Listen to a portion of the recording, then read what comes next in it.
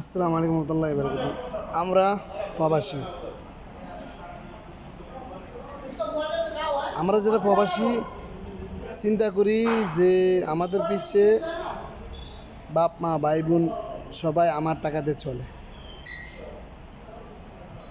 পরবর্তী এটা ইপ্লাই আসে কি আমরা টাকা দিয়ে খোঁড়া দিই, এটাই হচ্ছে আমাদের ভাগ্য। মানে আমাদের টাকা মনে করেন লাখ লাখ লক্ষ লক্ষ টাকা খাইয়া লাস্টে আমরা ওই টাকার হিসাব চাইলে আমরা কিনে আনি খোঁড়া দিই, এটারই বলে প্রবাস। যখন আমরা বিপদে পড়ে যাই তখন আমাদের পাশে কেউই থাকে না।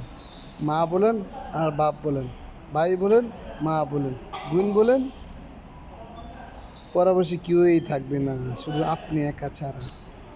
আজকাল টাকা না হলে আপনার বউ আপনাকে ভালোবাসবে না, সেটা মনে রাখবেন।